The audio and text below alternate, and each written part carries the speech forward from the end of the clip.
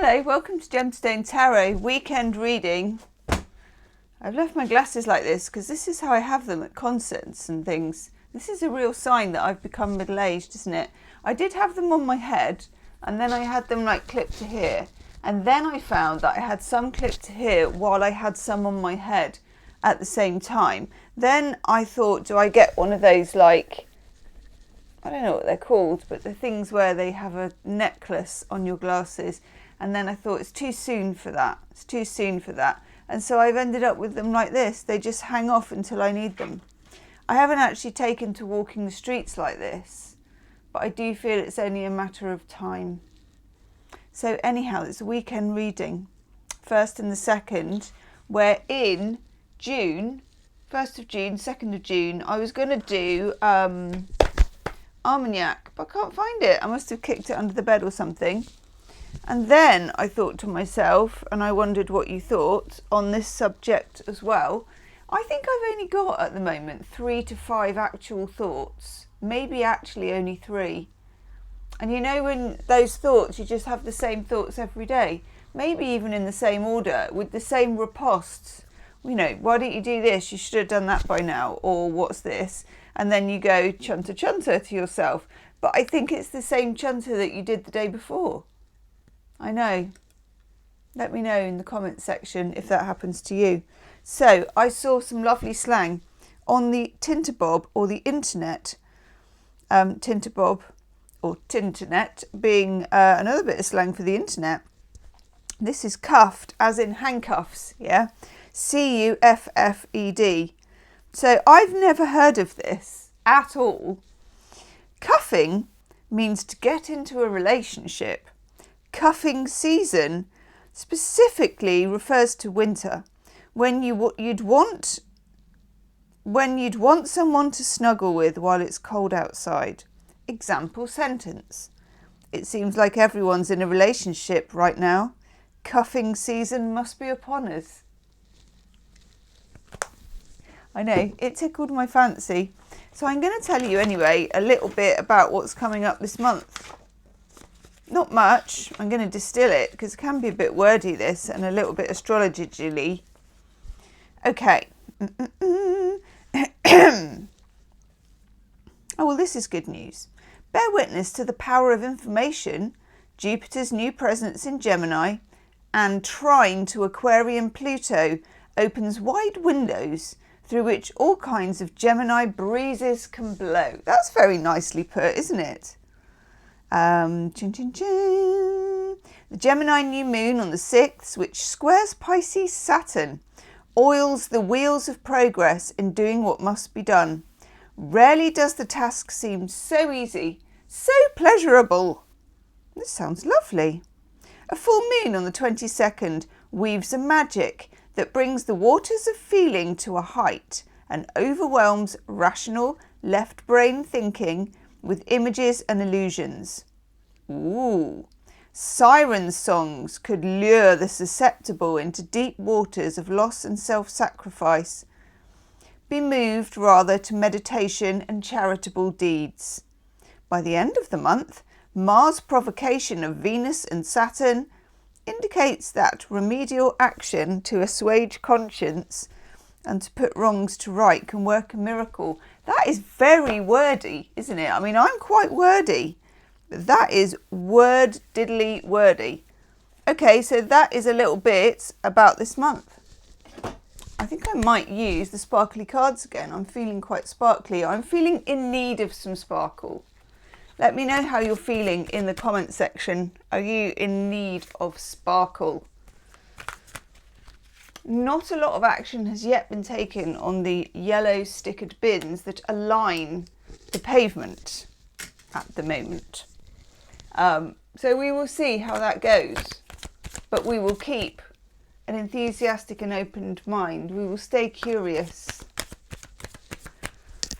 The egg shiny bald man will come back and sling them in his truck. He's done it before. It's very good. You get at least 2 months of bin-free pavement until September when they all come back again. Okay, no negativity. Shh. See, that's one of the 1 thoughts that I have, or the 3 thoughts that I have. I know. Yeah, we are going to do reversals.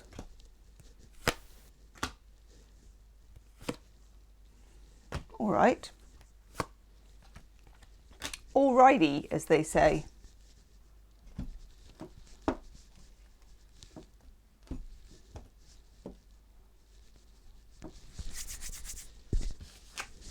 Ten of Wands. That feeling of being overwhelmed. And I do feel that, actually. I don't think it's like a massive overwhelm. You know, like a really big, oh, I can't go on, you know, all that. It's more of a sort of, ugh. That feeling, ugh. Yeah. This card, at least, when you reach this point, is an indication that you're kind of at the end of it, or that you're at the peak of it, that you think, I cannot carry this burden anymore. Stuff everywhere. Okay, you drop the wands, I want to say something else, but it sounds really pervy, so I'm not going to say that. You drop whatever it is you're carrying. Okay, at the other end, energy card, we've got the Queen of Wands, which I'm very pleased to see. And this is the Queen of Diva. And it's telling me that whatever's going on here, you need perhaps a healthy dose of selfishness. And I mean selfishness. I know, you know, love yourself, all the rest of it, self-esteem. But now and again, it's just actually pure selfishness that you need, particularly if you're very much on the empathic side. This dose of selfishness will do you the world of good. It will also reset the situation, reset the parameters. We've got quite a few reversed cards here, but actually I quite like the look of them. There's a certain power in it. It's like turning your back on something that you should have maybe turned your back on earlier, but we've just got round to it, and it's better late than never. We have the King of Wands over here. So for some of you, this might be an aspect of a relationship, somebody that you're not in tune with, you're not simpatico with. You may be rejecting them in favour of someone that you are. For others of you, this King of Wands is somebody pushing at you. So this can be a boss, it can be a friend, it can just be a person who is quite outgoing and quite pushy, and they're pushing you to see how far they can push it. Some of them just for the sake of it, others because there's something at stake. We've got Temperance in the reverse. Temperance is a card of feeling relaxed, feeling easy, feeling this is good, you know, there's good and there's bad, and I feel all right about it, and I'm not kind of out of control, and I'm not overwhelmed.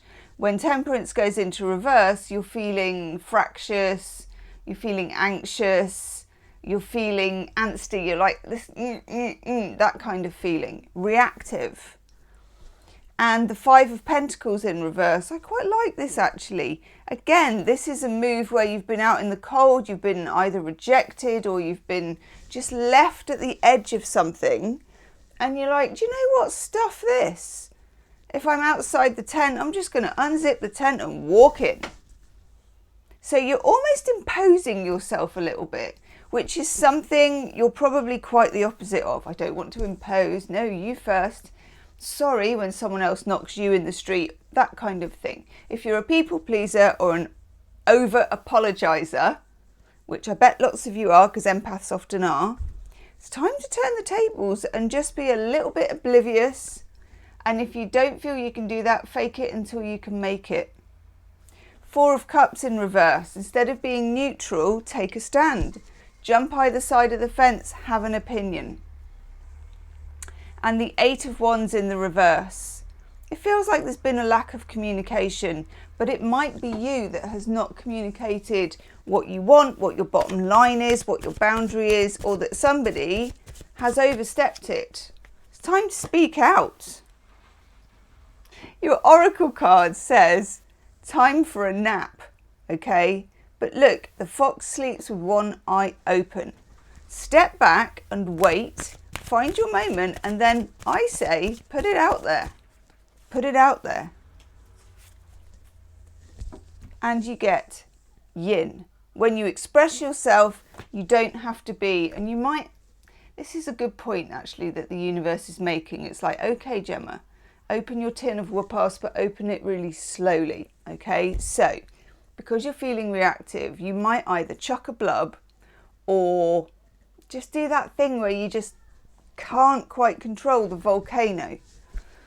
Relax, step back, you've reached the peak of something, you can feel it, but have some kind of, I don't want to use the word control, just keep it feeling based, but don't say too much.